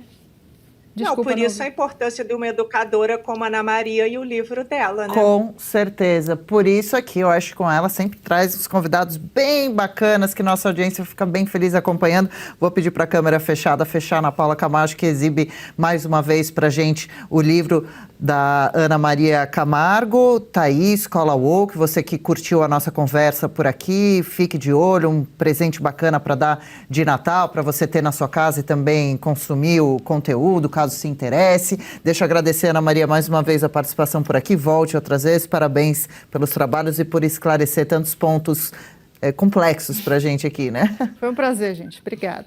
Manifestação contra o projeto da lei de dosimetria reuniu milhares de pessoas no último domingo, ontem, na praia de Copacabana, na zona sul do Rio de Janeiro, em São Paulo, Salvador. O protesto foi contra a proposta aprovada pela Câmara dos Deputados, que agora tramita no Senado. O ato, batizado de Ato Musical 2, o Retorno, contou com a presença de artistas e lideranças políticas e reuniu cerca de 18,9 mil pessoas, segundo a USP, né, aqui em São Paulo, no momento de maior concentração, segundo o levantamento de pesquisadores. Entre as personalidades, a gente já vê aí Caetano Veloso, que fez um convite da cama dele para que o pessoal fosse, né, os manifestantes acompanhassem o chamado dele lá no Rio de Janeiro, especialmente. Aí a gente vê o show que ele apresentou. Estava também Chico Buarque, Gilberto Gil, eu vi a cantora Fernanda Abreu, a atriz Cissa Guimarães, apresentadora da TV do Governo, né? O Frejá, Lenine, Emicida, a atriz Sophie Charlotte, aí vão passando algumas fotos, não estão combinando aqui com os nomes que eu estou dando, mas você vai identificando também aí quem está chegando aí, a Sophie Charlotte, Tony Belotto, né? Gilberto Gil falei, Fernanda Torres, claro, Fernandinha não podia faltar, né? A Fernandinha da esquerda e o Tony Belotto. Atos semelhantes também foram registrados em diversas outras cidades, eu citei Salvador, mas também em Brasília, também em Belo Horizonte. Paula Camacho pode começar comentando para a gente um pouquinho sobre isso. Mais uma vez, ato musical e discursos, né? Cada discurso mais vazio, com palavras vagas, quer dizer, mensagem que é bom com relação ao tema. Agora eu estava vendo aí a camiseta da Cissa Guimarães, se puder voltar na camiseta dela, é contra o Hugo Mota, não é? Esse discurso da Fernanda Torres super vazio. Agora, o Hugo Mota foi bastante criticado nessa manifestação também, né? Diz que o Congresso está contra o povo. Mais uma manifestação que é mais uma micareta, porque se tira o festival de música, será que sobra alguém ali? E outra coisa, se você percebe que é uma manifestação de esquerda, é porque não tem verde e amarelo. Lembra aquela galera que estava há alguns meses falando de soberania, que o Brasil é dos brasileiros, toda essa pataquada nas palavras da Julie? Então, cadê? Por que é tudo vermelho? Cadê o Brasil? O Brasil de verdade. E o Brasil de verdade, sabe o que está acontecendo? Está aprovando a anistia. Porque essa galera toda que está aí, bateram palma, quiseram a anistia do pessoal lá de 64. Isso aí eles quiseram a rodo. E agora, para mães de família, pessoas com câncer, o rapaz que tem lepra, idosos, todos os inocentes que estão presos injustamente, vão ter que pagar uma multa de 30 milhões, pessoas presas em casa, a Débora do Batom, 14 anos de cadeia. Essas pessoas têm que apodrecer na cadeia. É para isso que eles foram para a rua. Eles foram para a rua para exigir que pessoas inocentes fiquem presas. Você vai perguntar se eles foram contra os 30 novos impostos? Vai perguntar se eles foram contra esse escândalo do INSS que roubou idosos e vulneráveis? Não. Vai ver se eles foram lá falar contra a fraude do Banco Master, que tá todos os políticos ali aparentemente envolvidos. Não. Eles foram lá para exigir que pessoas inocentes fiquem presas, apodreçam na cadeia. É para isso que eles foram. Então, isso só mostra qual é a índole dessa galera. Anistia para eles e prisão para inocentes. E Marina Helena, também daqui a pouco a gente vai falar sobre o avanço do PL da dosimetria. Pode ser que o Senado não aprove, alguns senadores, como por exemplo o Alessandro Vieira do PL, já falando que não vai votar a favor, que quer mudanças no texto. Bom, vamos começar aqui pela grande Fernanda Torres, né? Aqui o seu comentário. Estamos aqui pelas florestas brasileiras. Que florestas brasileiras, cara pálida? Se está no recorde de degradação das florestas brasileiras do Brasil. Pelos direitos da mulher. Pelo amor de Deus, faça meu favor. Que direitos da mulher? A gente está falando, gente, de recorde de feminicídio no país. Recorde de feminicídio. Carla, volta aqui para mim que eu não tá aparecendo aqui as imagens. Vamos dividir tela, pronto. Recorde de feminicídio no país? Como assim? Tá falando pelos direitos das mulheres? Olha, vamos lá, esse povo aí todo é eleitor do PSOL, do PT, que votou contra o aumento de pena para estuprador, para assassino. Eles estão aí no Rio de Janeiro, mas do alto das suas coberturas ali no Leblon, eles não passam a dificuldade da maioria da população que vive sob júdice de facções criminosas como o Comando Vermelho. O Brasil acabou de ganhar, tá de novo ali no pódio como o 10º país mais violento do mundo. É esse o nosso recorde. E ela tem a coragem de falar em violência. Não, assim, esse pessoal, não sei onde é que eles vivem. Democracia. Estamos aqui pela democracia. Que democracia? Se o STF hoje manda e desmanda do nosso país. Ele faz o papel do legislativo, fechou o legislativo e faz tudo que o Lula quer. Agora, então, né, depois dessa premiação aí da retirada da Magnitsky, Alexandre de Moraes agora vai ser óbvio, né, refém aí do que o Lula bem entender. Então, assim, que democracia é essa que a gente tem no nosso país?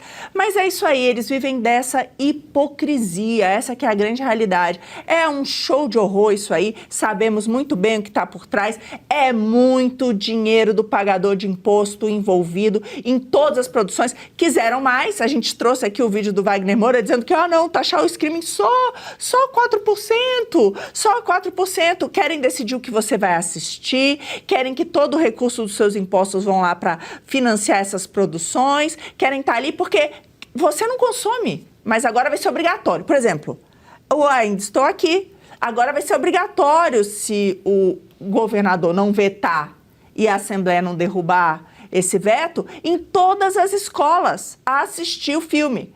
Por que tem que ser obrigatório? Quem quiser que assista o que bem entender. Mas não, é esse regime comunista que tem que enfiar a goela abaixo. A gente tem que ser enfiado goela abaixo, ter que aguentar essa turma toda aí. É uma manifestação só de chamar, né? Julie, Marina, Paula, você que nos acompanha, ato musical, o que tem a ver ato musical com protesto com relação ao Congresso? Ou seja, e Julie, estava dando uma pesquisadinha aqui, por exemplo, um show do Caetano Veloso pode custar R$ 1.500 na área VIP, da Maria Bethânia também. Qual o cachê do Caetano Veloso para fazer o Réveillon? R$600 mil. Agora você junta Caetano, Gil, Chico Buarque, baita de um showzão desse, musical realmente, de graça, é claro que junta um monte de gente. Agora, que sabem de dosimetria, que sabem de anistia, que sabem realmente do que está passando em Congresso, a gente não tem um discurso forte que a gente acompanhou nesse evento para ter entendido pelo menos os pontos, porque a pessoa tem direito a não pensar igual a você, mas quais são os pontos? E antes de passar para a Julie, só trago mais esse ponto que chamou muito atenção nesse domingo também. A Guarda Municipal de Belo Horizonte deteve uma mulher durante o protesto contra o PL da dosimetria por lá.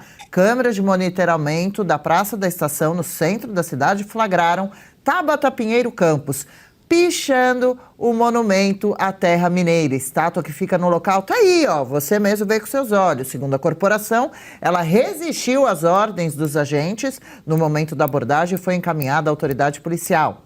A mulher não usou batom não, hein? Usou um spray vermelho que não sai com facilidade não, para escrever Brasil, terra indígena, aí também usando essas penas na cabeça, escreveu na base do monumento. Pois é, Julie, qualquer semelhança, como é que é? Ela vai pegar 14 anos de prisão, foi tentativa de golpe, depredação de patrimônio público, o que vai dar? Foi tudo isso. Esse é um golpe contra o Estado democrático de direito. Sabe o que me dá uma raiva? É que esse monumento tem muitos anos. Essa turma, olha, vou te falar, é sempre o tipinho. A skin nunca nega, né? Quero saber, porque isso não apaga com sabão, não. Agora, a da Débora, sim. Deu 14 anos que eu quero essa moça presa. Vou te falar, essa turma aqui da Zona Sul do Rio de Janeiro, essa esquerda caviar, me enoja. Eu vi lá Camila Pitanga, eu vi lá Cissa Guimarães, que o salário que é pago com o nosso dinheiro, do nosso imposto. Você sabe que aquele programa, o Ibope, é tão ruim que nem aparece. Foi de 80 mil para 100 mil por mês.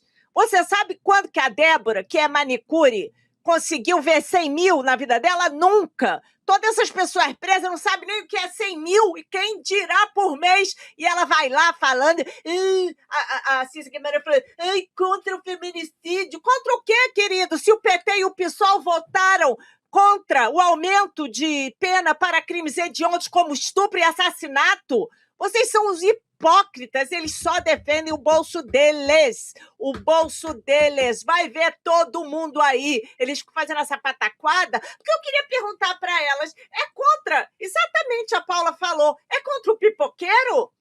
É contra a Débora do batom?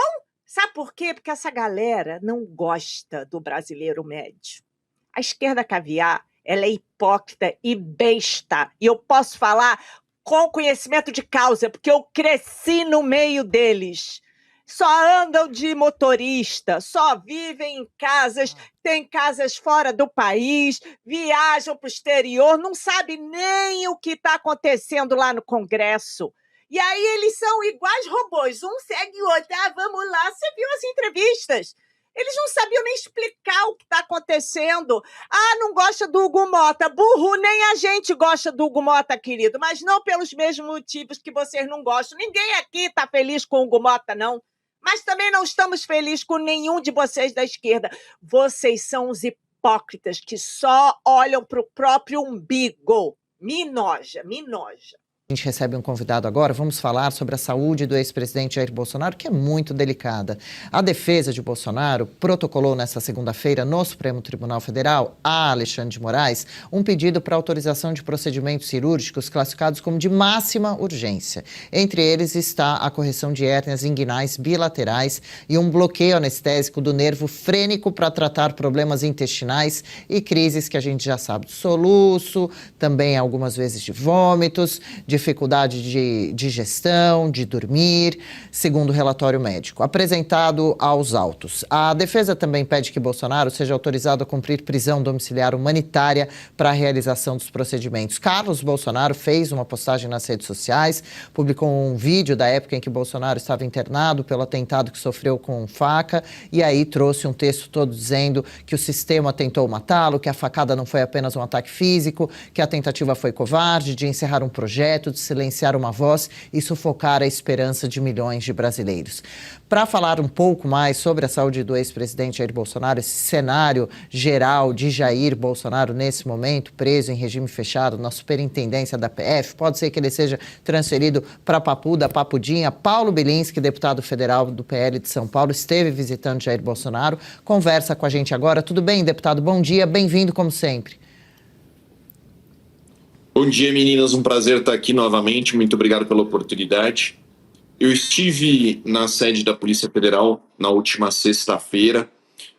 Foi uma visita autorizada pelo ministro Alexandre de Moraes por requerimento da Comissão de Segurança Pública. Eu sou o presidente da Comissão de Segurança Pública da Câmara dos Deputados. Então, nós fizemos uma visita que tinha por objetivo inspecionar o local em que o presidente está preso. E a notícia não é boa. A notícia é, muito pelo contrário, ela é muito triste, muito assustadora. O presidente tem 70 anos de idade. Ele passou por diversas cirurgias abdominais. Ele tem graves problemas no intestino, no trato intestinal. E a pior coisa que você pode fazer uma pessoa na condição dele é impedir movimentação, né? Então, hoje, das 24 horas do dia, ele passa 22 horas numa sala de 3 por 4 metros, com uma cama no meio. Ou seja, ele não consegue se movimentar, ele não consegue deambular, andar, que é uma coisa tão importante para a nossa saúde, para o funcionamento correto do nosso corpo. Então, ele está nessa condição de extrema restrição da movimentação corpórea, e ele está já sofrendo as consequências disso. Eu tive a oportunidade de conversar com o presidente por em torno de 30 minutos, e tive a oportunidade de visitar tanto a cela dele, essa sala de 3 por 4 metros, quanto a área em que ele é permitido banho de sol por 2 horas por dia. E eu vou colocar aqui uma questão muito grave para vocês. Os piores presos do Brasil não ficam 2 horas só no banho de sol. O normal é um preso passar praticamente a totalidade do dia fora da cela, em pátios, andando, se movimentando. Eu sei que vocês, né, e a maioria dos nossos ouvintes, nunca visitaram uma cadeia pública, mas eu já fui até diretor de cadeia pública no interior do estado de São Paulo. Eu posso dizer para vocês, a realidade do presidente Bolsonaro é a pior de qualquer preso do Brasil hoje. Nem os criminosos no regime disciplinar diferenciado, o RDD, passam tão pouco tempo em movimento quanto o nosso presidente. Eu estou muito preocupado. Todas as coisas que todos os elementos que o Flávio trouxe, que a família Bolsonaro traz sobre as condições de saúde do presidente são extremamente importantes e devem ser levadas em consideração. O Supremo Tribunal Federal não quis autorizar as intervenções cirúrgicas com base em exames de 3 meses de idade, porque eram exames velhos, e obrigou que esses exames fossem repetidos. Eles foram repetidos e a indicação cirúrgica permanece, ou seja, o Supremo está atrasando um tratamento médico urgente. Essas hérnias que o presidente apresenta na região do quadril são hérnias que podem causar, sim, obstrução do intestino e situações de risco de vida urgente. Ele precisa da prisão domiciliar como única forma de garantir que ele vai receber o cuidado necessário para uma pessoa com 70 anos de idade, que apresenta o quadro de saúde que ele apresenta. Deputado, realmente é bem perigosa essa situação do ex-presidente Bolsonaro. Estamos todos muito apreensivos. Há possibilidade do ex-presidente ser transferido para o presídio da Papudinha? Tendo em vista que o Anderson Torres já está lá e nessa situação que o senhor falou de se movimentar mais, em caso de não conseguir ir logo para domiciliar? Olha só, a cela que o presidente está hoje é uma cela de trânsito. O que é uma cela de trânsito? Então, é como eu tinha na minha delegacia. Você prendeu o indivíduo em flagrante, cumpriu um mandado de prisão contra o indivíduo, você traz ele para a delegacia, para a realização dos atos de polícia judiciária, e depois você transfere ele para uma estrutura que tenha a capacidade de receber um preso. O local onde o presidente está não é apropriado, tá? Só para vocês terem uma ideia, a sala que ele fica é grudada parede com parede com o ar-condicionado central do prédio da Polícia Federal. Não é uma maquininha de ar-condicionado comum, é o ar-condicionado central do prédio inteiro. Ou seja, ele fica fazendo barulho 24 horas por dia, ininterruptamente, 7 dias por semana. Esse barulho é tortura. Você submeter uma pessoa a esse tipo de tratamento é tortura. Nem a Convenção de Genebra contra a tortura de presos em guerras permite que seja feito esse tipo de coisa que está sendo feito com o presidente. O ideal para a condição de saúde dele, e aí a gente está falando do que é o justo, o que deve ser feito. Óbvio que ele nem deveria estar preso, mas estando preso, ele deve estar em prisão domiciliar, porque na casa dele ele recebe a alimentação apropriada, a atenção necessária, porque ele não pode ficar sem o olho de alguém que está verificando como está a saúde dele. Ele pode, durante o sono, ter por causa do soluço, né, vomitar e aspirar o vômito e entrar em parada respiratória. Ele pode ter um acidente vascular cerebral, ele pode ter uma parada cardíaca, ele pode ter uma série de problemas que exigem essa fiscalização de uma pessoa próxima, verificando a condição de saúde dele. Então, transferi-lo da sede da Polícia Federal para outra prisão como a Papudinha não é a medida de justiça, não é o que é necessário para a saúde dele. Para manter a saúde do presidente Bolsonaro, a única alternativa é a prisão domiciliar. Paulo, eu acho que a maioria de nós brasileiros, né, nós estamos bem apreensivos. Eu acho que existe uma corrida contra o relógio, né, para salvar a vida do ex-presidente. E aí, diante desse cenário, né, catastrófico, como você explica o silêncio ou até a condescendência diante dos que hoje traem Jair Bolsonaro, enquanto estamos lutando contra o tempo com a saúde dele tão debilitada? Eu acredito que o poder ele se manifesta em Brasília de uma forma muito estranha. Ele não é baseado no voto, né? O presidente Bolsonaro ele tem uma coisa que ninguém tem, ninguém no Centrão tem, que é voto. Voto é a confiança do povo. Quem tem voto é que tem que tomar decisão. Aqui em Brasília, algumas decisões são tomadas por pessoas que têm capacidade de fazer acordos espúrios, né? Em troca de dinheiro, em troca de cargo, em troca de posições, de prestígio aos olhos desses homens. Então, eu acredito que a maior parte das manifestações, da ausência de manifestação ou da falta de defesa, são pessoas que não têm voto, não têm capacidade de articulação com o público, né? E aí acabam entendendo que o Jair Bolsonaro atrapalha, né? A família Bolsonaro atrapalha os negócios deles. Eu digo, eu estou na política para fazer aquilo que é necessário pelo país, pelo Brasil, pelo povo brasileiro. Mas não é o que a gente vê no dia a dia. Aqui a gente vê o contrário. A gente vê políticos que têm interesses particulares econômicos, interesses de ego, em outros interesses em mente. Então eu entendo a falta de apoio e até mesmo o silêncio de algumas partes que não têm voto, não têm força do povo, e aí estão enxergando a ausência do Jair, a ausência da família Bolsonaro como uma possibilidade de continuar ganhando dinheiro. Ainda bem que o Flávio se colocou, né, claro, escolhido pelo nosso presidente nessa missão, e está mostrando, né, as pesquisas mostram isso, mostram que quem tem que mandar no Brasil é quem tem voto, quem tem capacidade de representar o povo, e é Flávio Bolsonaro. Deputado, bem lembrado, né? Não dá para tirar o povo da equação.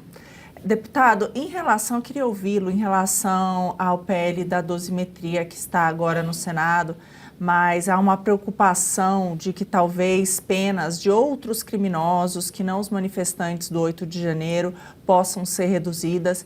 Então, com isso, ao que tudo indica, deve ficar essa votação só para o ano que vem.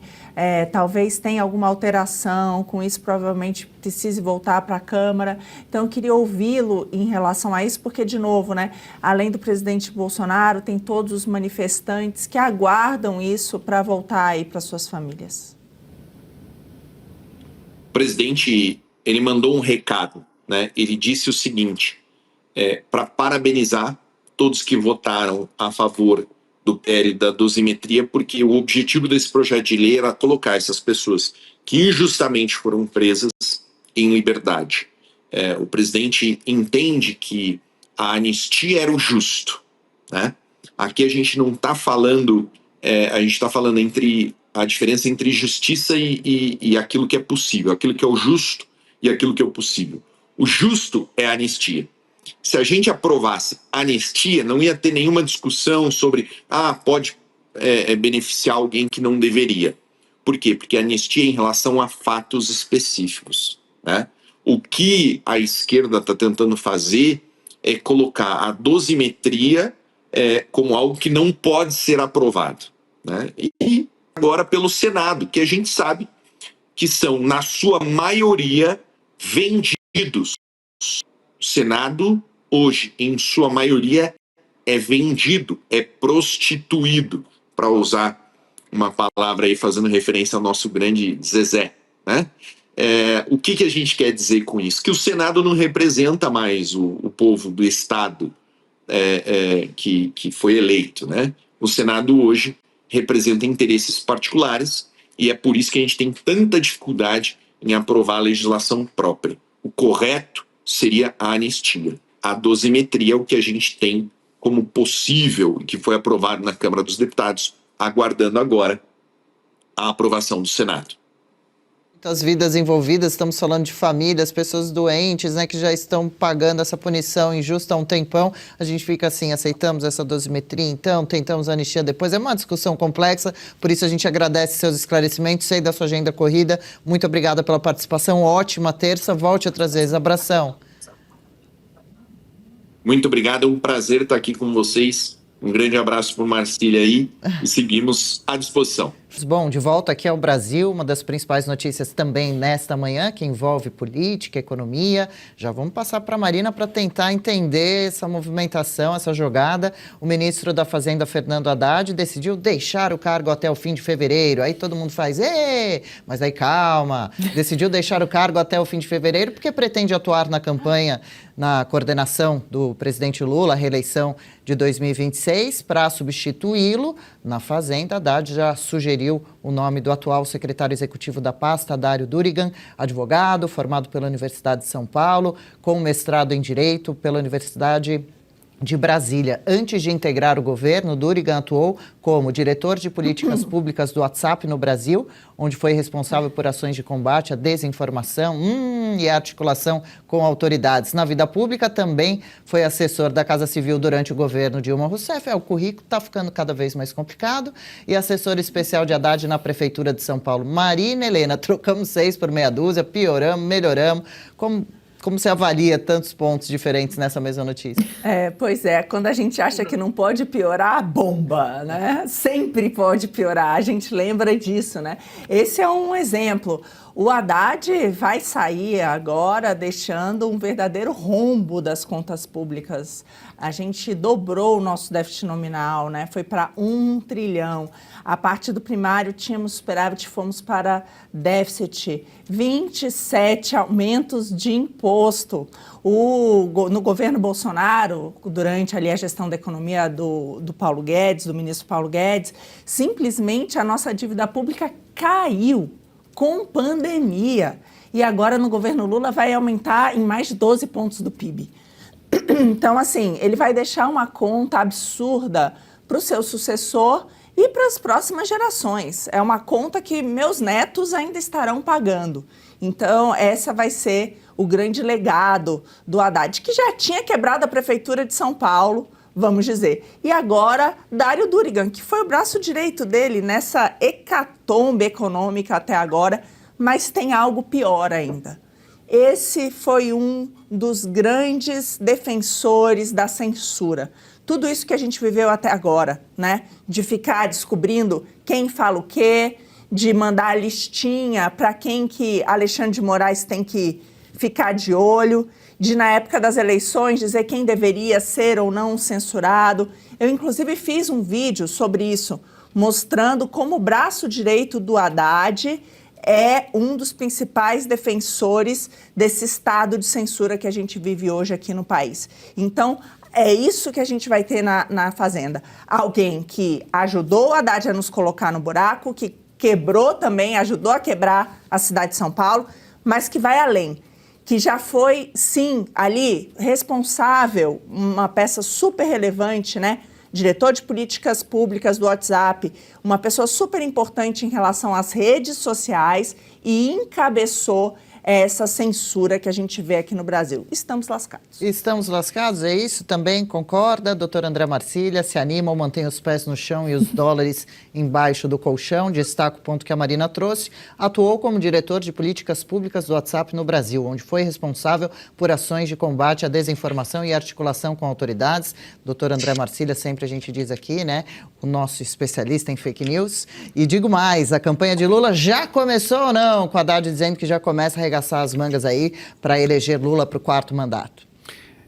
Eu acho assim, primeiro, mais uma pessoa, pelo visto, ideológica dentro de uma pasta técnica, né? Então, o de sempre, e sempre é assim. Segundo, que o próprio Haddad, saindo de uma pasta tão essencial quanto a da Fazenda, para integrar um núcleo de campanha do Lula, mostra para que o Haddad veio. Ele não veio por ser uma pessoa técnica, ele veio simplesmente porque o Lula estava ali encaminhando o Haddad para esse lugar, justamente o lugar de fazer política, de fazer campanha para ele, de pensar nas eleições do ano que vem. Então, quer dizer, a gente está aqui num cenário em que vem alguém que é uma pasta técnica para um lugar, uma pessoa ideológica para uma pasta técnica, sai uma pessoa que era ideológica dentro de uma pasta técnica e vai para uma pasta política. Ou seja, o Lula ele não consegue mesmo resistir a colocar pessoas ideológicas em pastas técnicas. E isso mostra por que nós estamos também nesse momento do país, né? O Lula ele não enxerga o governo como um lugar de construção, de melhorias, de investimento, de desenvolvimento, como estava ali o mapa do Milei. Ele enxerga o governo como um feudo político do PT, um lugar simplesmente para ele ficar construindo a sua política e as eleições do ano que vem. E, Júlio, como você imaginaria Haddad articulando aí? Qual um papel que será que combinaria com ele, que ele deve acabar prestando nesse esforço de campanha para as eleições do ano que vem a favor de Lula? Cara, eu vou te falar, o Haddad, ele vai deixar, graças a Deus, um emprego que nunca deveria ter sido dele, um cargo, porque se tem uma pessoa que não entende bulufas de economia, é esse boca mole. Ele vai lá virar puxar saco do painho. Haddad é nervosinho, Haddad é um boçal, gente, botou agora esse capacho dele, censurador da oposição. A loucura loucura. O que o Haddad fez para o Brasil? Vamos ver. Nós chegamos no fim de 2025 com vários recordes negativos, né? Sendo que o Brasil nunca pagou tanto imposto sem ver melhoria nenhuma nos serviços públicos. Olha, em 2024, esse desgoverno, sob o comando desse aí desavisado, abocanhou 32,2% de tudo que nós produzimos no Brasil. A taxa de juros vai terminar a 15%, tá bom? É uma loucura. E a dívida pública pode bater no ano que vem 84% do PIB brasileiro. Ou seja, estamos lascados. O balanço de gastança de 3 anos do PT, que ainda conseguiu jogar no buraco os Correios. Hoje de manhã eu vi que a Petrobras entrou em greve, tá bom? E ele, o que eles fizeram? E aí, com a escolha desse substituto para o Haddad, está claro, bateu recorde de criação de cargos de confiança para os companheiros do painho.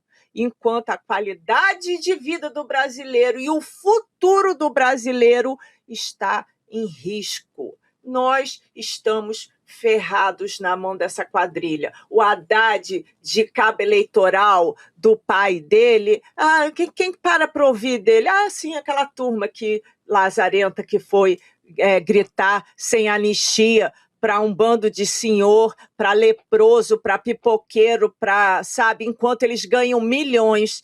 É isso, a gente está na mão de uma quadrilha e é desesperador. Eu não sei o que esperar do ano que vem. A censura já começou, os meus posts no TikTok são todos censurados, todos, inclusive todos, qualquer coisa que eu fale, entendeu?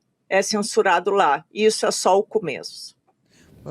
Pois é, tem essa questão toda dessa censura que preocupa muito a gente aqui dentro do Brasil, ainda mais com as eleições do ano que vem.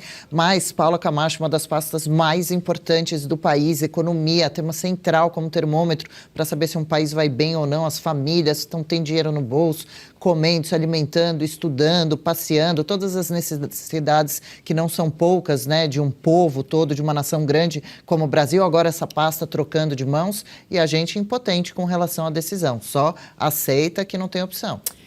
Não é a pasta do ministro da Fazenda, é o ministro dos Impostos, e se esse senhor Dário Durigan entrar, será o ministro da Censura, porque ele aparentemente é um entusiasta da censura, né? Perseguição de fake news, que trabalhou ali no WhatsApp para tentar ter essa ponte de conversa entre o governo e o WhatsApp. E agora, vamos colocar esse senhor. Eu queria lembrar que um dos pontos que o Donald Trump divulgou, né, através da matéria ali da Revista Oeste, que era justamente acabar com a censura, acabar com os impostos que estavam nas Big Techs. E eu te pergunto, será que esse senhor ele vai seguir essa linha? Porque o Alexandre de Moraes, ali, ele já falou diversas vezes que quer a censura de qualquer jeito. E agora, para tirar a Magnitsky do Alexandre de Moraes, o governo dos Estados Unidos falou que um dos itens tinha que ser acabar com a perseguição às Big Techs e acabar com a censura. Será que esse senhor, esse futuro ministro dos impostos, será favorável a acabar com a censura? Será que ele irá nessa direção?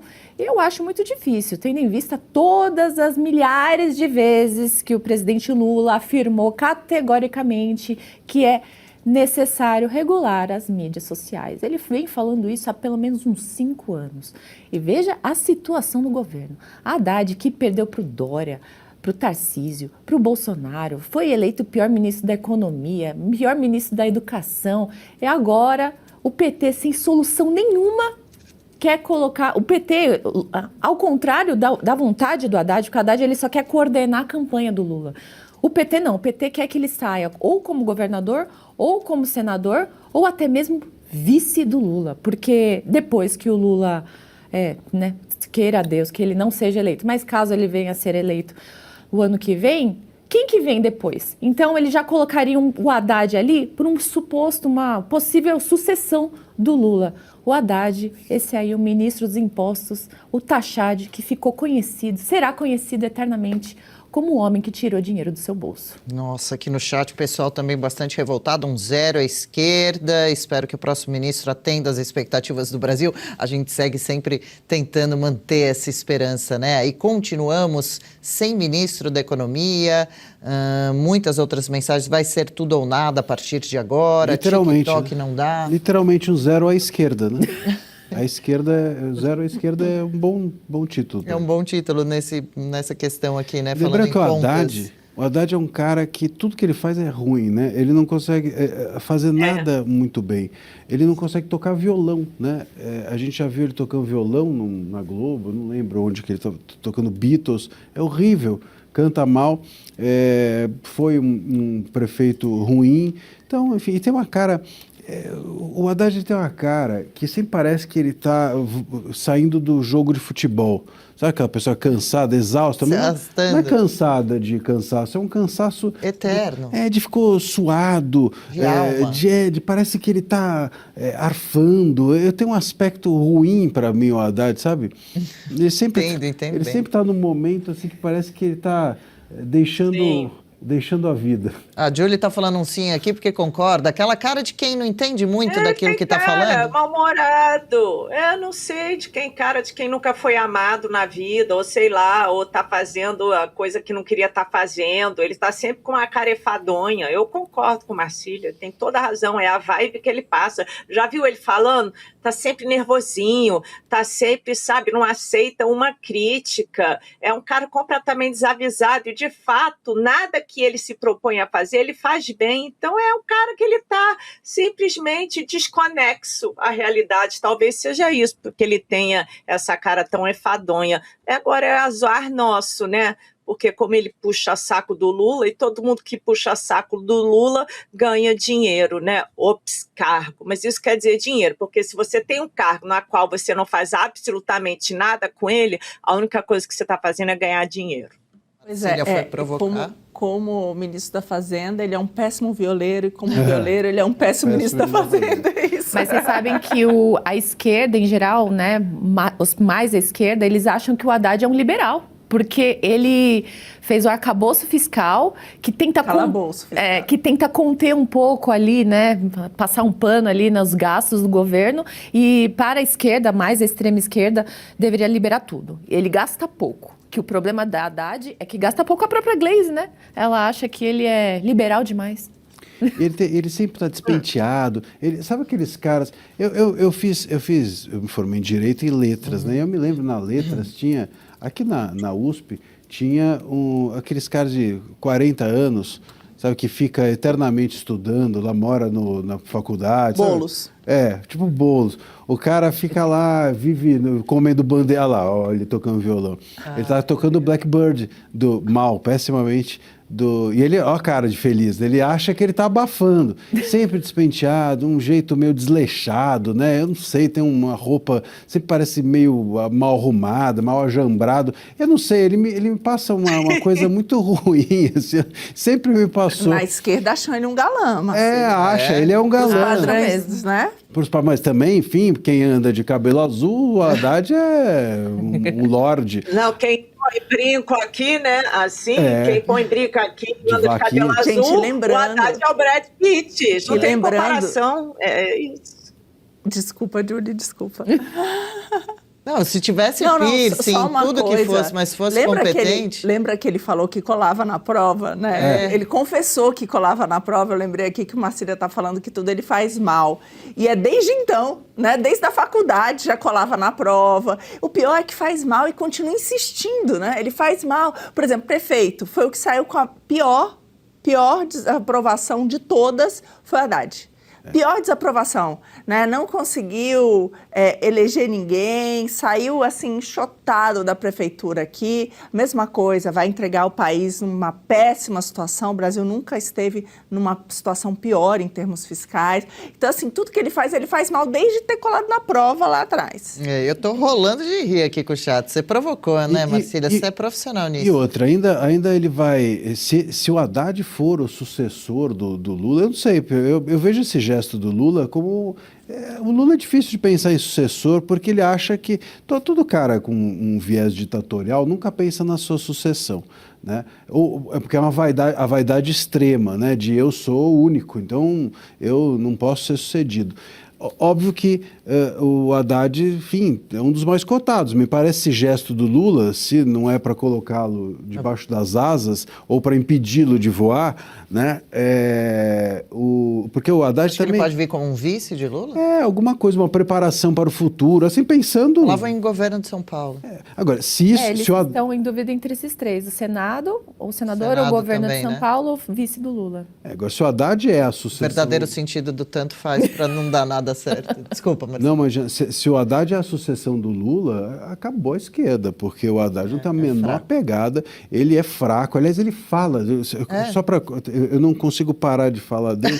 Tá tudo mas bem. ele tem uma voz fraca também, ele tem uma voz que parece que o ar sai antes da voz, o ar sai, a Tem voz... aquele punch, né? Não Credibilidade, tem, confiança, não explica tem. direito o que está Isso. falando.